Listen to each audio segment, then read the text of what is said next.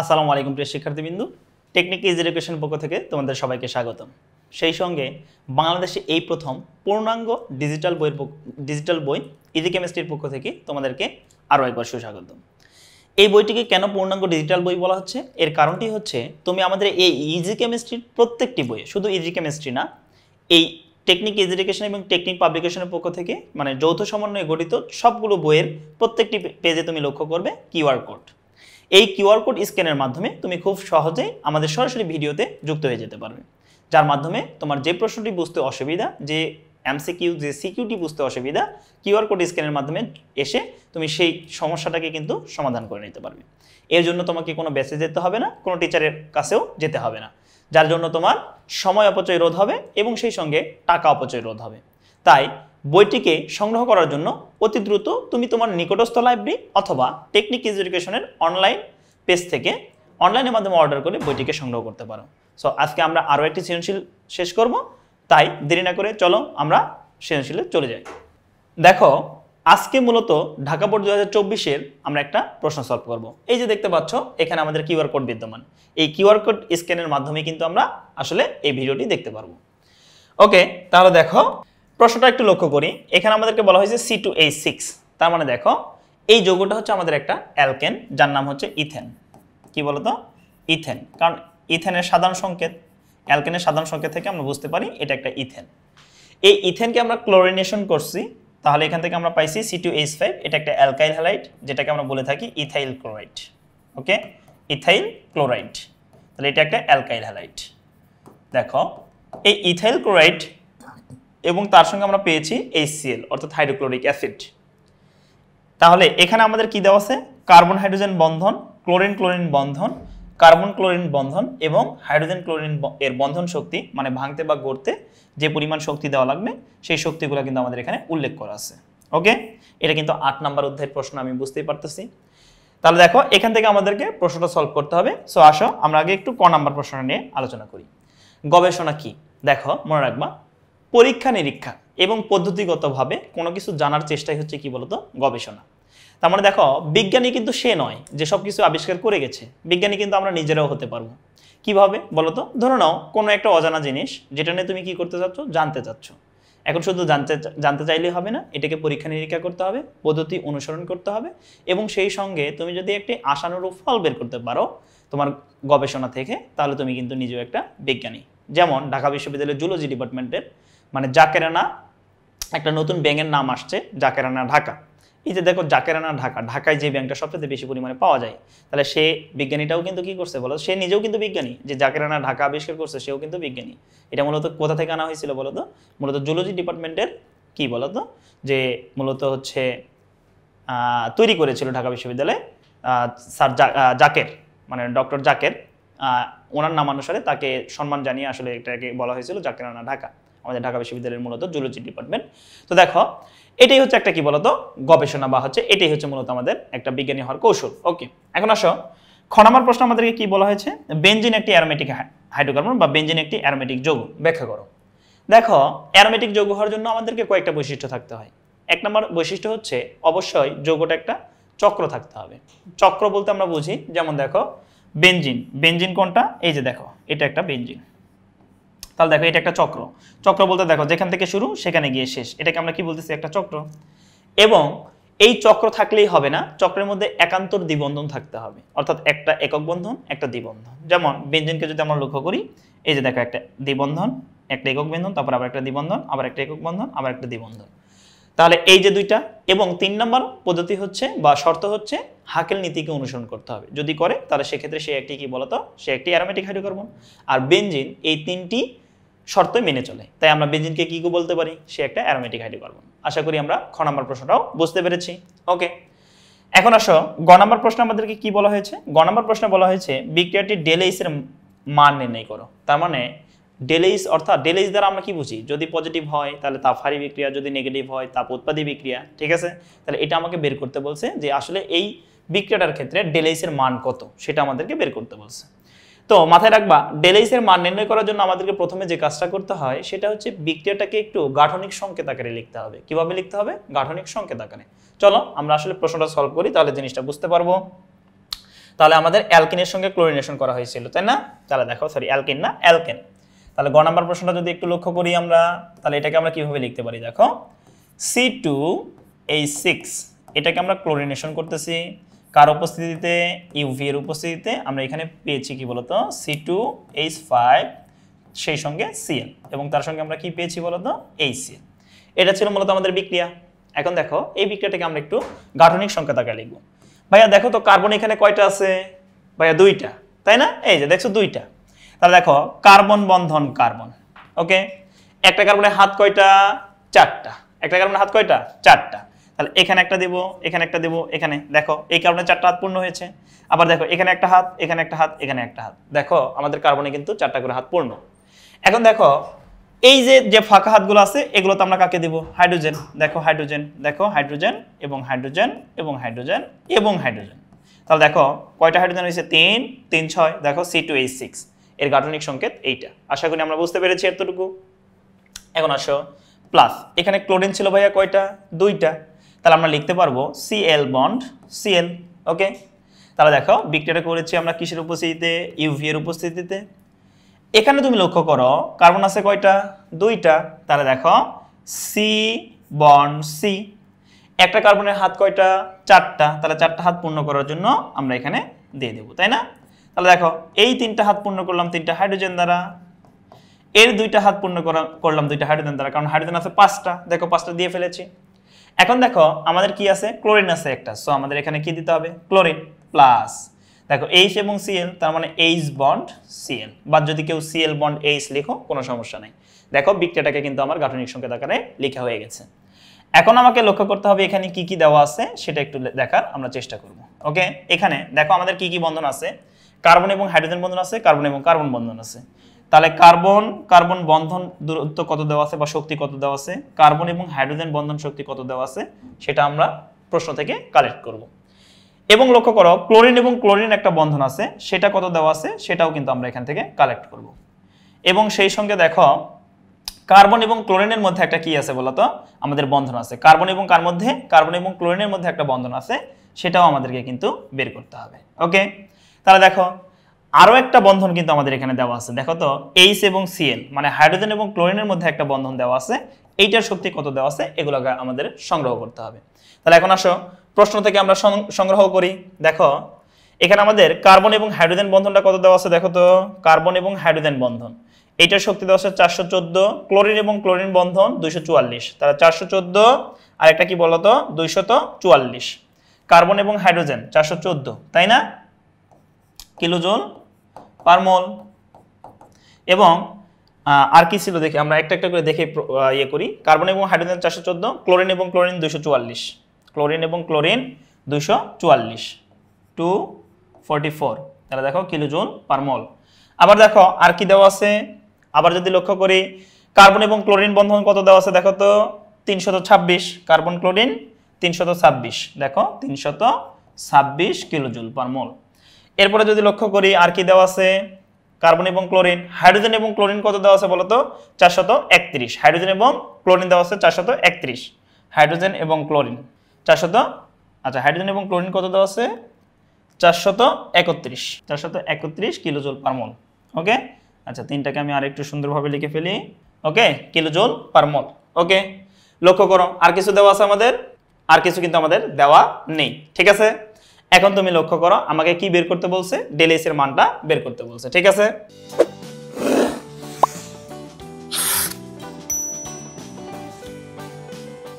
তাহলে চলো আমরা এখন ডেল এইচ এর মানটা নির্ণয় করি। তো এখানে একটু আমাদেরকে লক্ষ্য রাখতে হবে যে ডেল এইচ এর মান নির্ণয় করার সময় আমাদের এখানে দেখো তোমাদের প্রশ্ন এটা অসম্পূর্ণও বলতে পারো, বা প্রশ্নের সামান্য সমস্যা আছে সেটাও ধরে নিতে পারো। আবার আরেকটা ব্যাপার আছে, সেটা হচ্ছে যদি কার্বন কার্বন বন্ধন দূরত্ব যেহেতু সমান, তো সেক্ষেত্রে আলটিমেটলি জিরোই আসবে। বাট আসলে ম্যাথটা সলভ করার জন্য আমি এ টু জেড যে প্রসেসটা প্রয়োজন আমি তোমাদেরকে সেটাই দেখাই দিচ্ছি।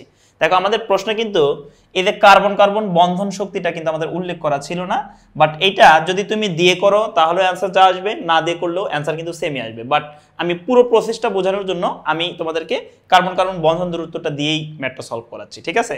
আসলে কার্বন কার্বন বন্ধন দূরত্ব ছাড়া যদি ম্যাথটা সলভ করি তাহলে যে ভুল হবে ব্যাপারটা সেরকম না। তারপর আমরা চেষ্টা করব পুরো প্রসেসটা যাতে ঠিক থাকে সেই জন্য।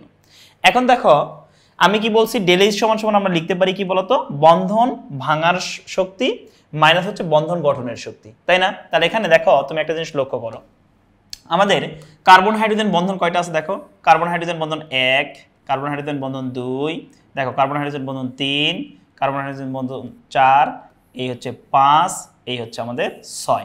তাহলে কার্বন হাইড্রোজেন বন্ধন এখানে কয়টা আছে ভাইয়া? 6টা।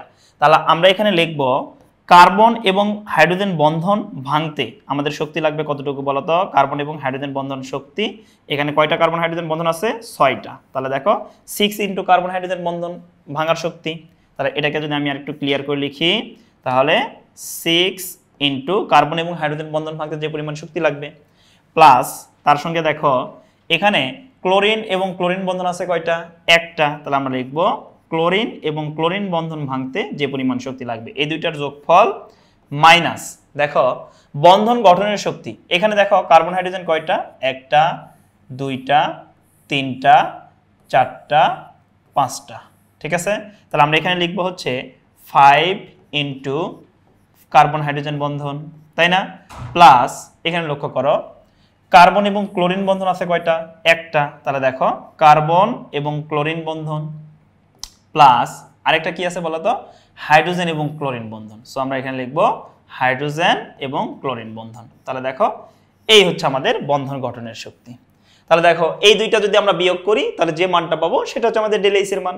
এখন তুমি লক্ষ্য করো দেখো, আচ্ছা দেখো 6 ইন্টু কার্বন এবং হাইড্রোজেন বন্ধন ভাঙতে আমাদের কি পরিমাণ শক্তি লাগে দেখো 414। তাহলে আমরা লিখবো হচ্ছে 6 ইন্টু 114।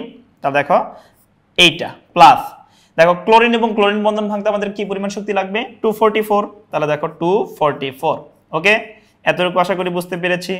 তাহলে দেখো মাইনাস এখানে লক্ষ্য করো, তাহলে 5 ইন্টু কার্বন এবং হাইড্রোজেন বন্ধন ভাঙতে শক্তি লাগে কত 414। তাহলে 414। তারপরে দেখো প্লাস কার্বন এবং ক্লোরিন কোথায় আছে দেখো তো, কার্বন এবং ক্লোরিন দেখো 326।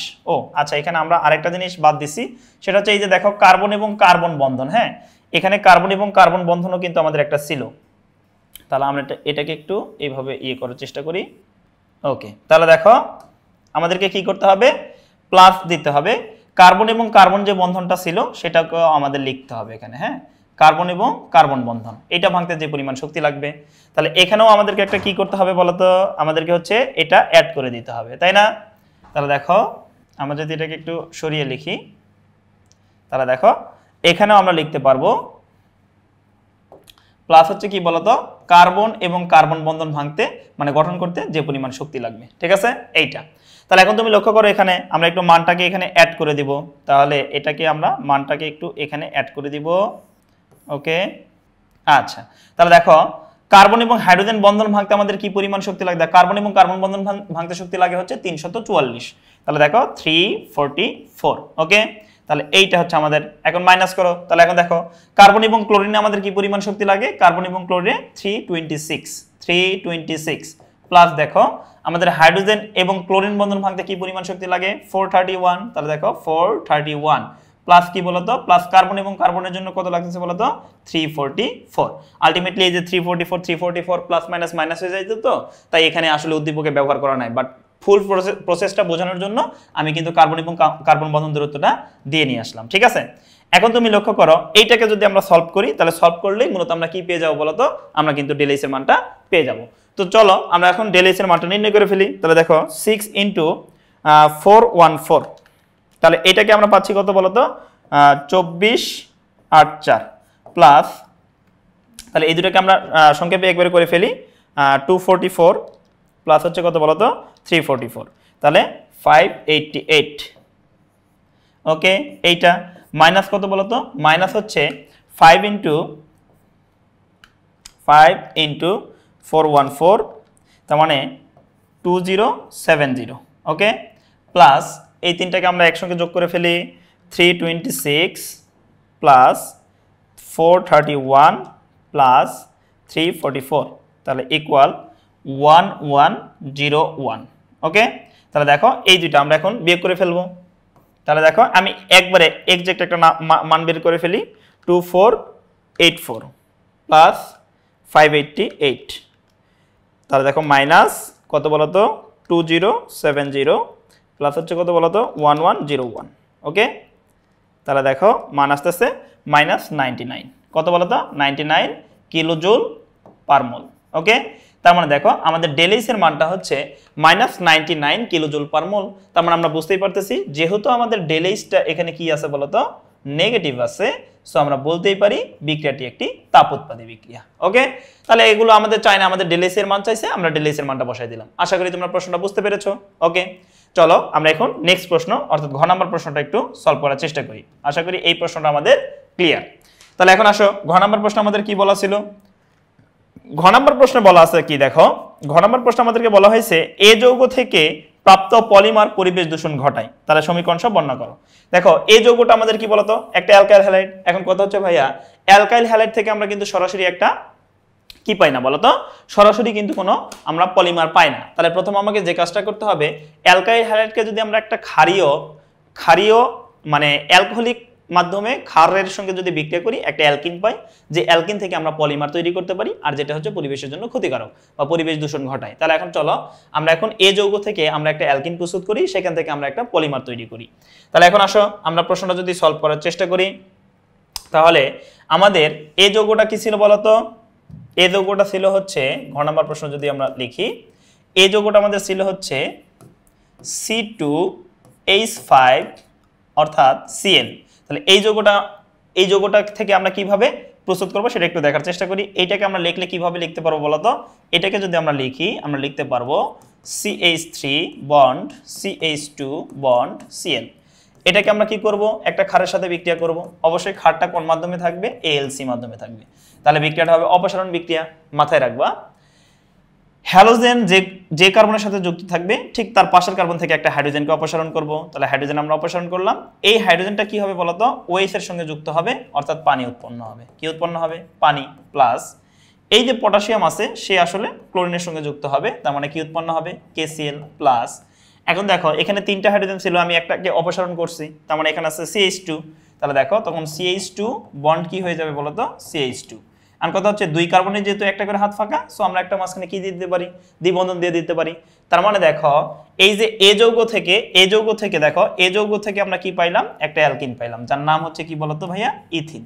আর এই ইথিনের পলিমাকরণে আমাদের যে উৎপন্ন হয় সেটা পরিবেশের জন্য দূষণ ঘটায় বা পরিবেশের জন্য ক্ষতিকারক। তাহলে আসো আমরা সেটা সলভ করার চেষ্টা করি। এখন দেখো ইথিনের পলিমাকরণ আমরা এখানে লিখবো, ইথিনের পলিমাকরণ, ইথিনের পলিমাকরণ। ওকে, ইথিনের পলিমাকরণে কি উৎপন্ন হয় সেটা একটু দেখার চেষ্টা করি। দেখো তুমি ধরে নাও একটা ইথিন নিলা, CH2 ডাবল বন্ড CH2, এটাকে তুমি কি করবা বলতো, আসলে প্লাস না, এই ইথিনটা দেখো এটার নাম হচ্ছে ইথিন, কিন্তু এখানে কয়টা ইথিন আছে, একটা। যদি আমি n সংখ্যক ইথিন নেই তাহলে দেখো এটা কিন্তু কি হয়ে গেল, মনোমার। এখন মাথায় রাখবা অসংখ্য মনোমার একসঙ্গে যুক্ত হয়ে কি হয় বলতো, একটা পলিমার গঠন করে। তাহলে দেখো এই ইথিনটাকে তুমি যদি কি করো 1000 থেকে 1200 ATM চাপে, 1000 থেকে কত বলতো 1200, তাহলে আমরা এত কিছু না লিখি, সরাসরি 1000 ATM লিখলেই হবে। ওকে, তাহলে দেখো 1000 ATM বা 1000 থেকে 1200 ATM, সেই সঙ্গে 200 থেকে 300 ডিগ্রি সেলসিয়াস তাপমাত্রায় সামান্য পরিমাণ যদি অক্সিজেনের উপস্থিতিতে বিক্রিয়া করা হয়, তাহলে সেক্ষেত্রে এখান থেকে আমাদের একটা পলিমার যৌগ উৎপন্ন হয়, যাকে আমরা কি বলে থাকি বলতো, পলিথিন। তাহলে বিক্রিয়াটা একেবারে সহজ, যেখানে দ্বিবন্ধন আছে জাস্ট একটা বন্ধন ভাঙবো, তাহলে আমরা এখান থেকে পাবো হচ্ছে CH2 বন্ড CH2। দেখো দুই কার্বনের দুইটা হাত ফাঁকা, তাই দুইটা হাত আমরা জায়গায় দিলাম আর নিচে N দিয়ে দিলাম। তাহলে আগে ছিল ইথিন, এখন হয়ে গেছে কি বলতো, পলিথিন। দেখো এই হচ্ছে পলিথিন, আর এটা হয়ে গেছে কি বলতো, পলিমার। তাহলে এখন লক্ষ্য করো আমরা এ যৌগ থেকে কিন্তু একটা পলিমার পেলাম, যে পলিমারটার নাম হচ্ছে কি বলতো, পলিথিন। অর্থাৎ আমরা প্রাত্যহিক জীবনে যে সকল পলিথিন ব্যবহার করে থাকি এটাই কিন্তু আমাদের সেই পলিথিন। ওকে, তো পলিথিনটা পরিবেশের দূষণ ঘটায় কিভাবে বলতো? পলিথিন মূলত মাটিতে অনেকদিন পর্যন্ত কি বলো, অনেকদিন না, মূলত তুমি যদি 100 200 300 বছর পরেও দেখো যে পলিথিনটা কিন্তু পচে না, অর্থাৎ এটা মাটির উর্বরতা নষ্ট করে, যেটা পরিবেশ দূষণ ঘটায়। ঠিক আছে, তার মানে এইরকম পরিবেশ অনেকভাবে পরিবেশ দূষণ কিন্তু ঘটায় আমাদের এই পলিথিন। সো আমরা বুঝতে পারতেছি ঘ নম্বরে যে এ যৌগ থেকে যে পলিমারটা উৎপন্ন হয় সেই পলিমারটা হচ্ছে আমাদের পরিবেশের জন্য খুবই ক্ষতিকারক। আশা করি প্রশ্নটা আমরা সকলে বুঝতে পেরেছি। তাহলে দেখো এইভাবে তুমি প্রশ্নটা সলভ করে পেয়ে যাচ্ছ। সো কিউআর কোড স্ক্যানের মাধ্যমে তুমি সরাসরি শিক্ষককে পেয়ে যাচ্ছ। তাই বাংলাদেশে এই প্রথম ডিজিটাল বই ইজি কেমিস্ট্রি তোমাকে এখনই সংগ্রহ করা উচিত। আর এটা সংগ্রহ করার জন্য তোমার নিকটস্থ লাইব্রেরি অথবা টেকনিক ইজি এডুকেশনের অনলাইন পেজ থেকে অনলাইনের মাধ্যমে অর্ডার করে বইটি তুমি নিয়ে নিতে পারো। সকলে সুস্থ থাকবে, ভালো থাকবে এবং দেখা হবে নেক্সট কোনো পর্বে ইনশাআল্লাহ।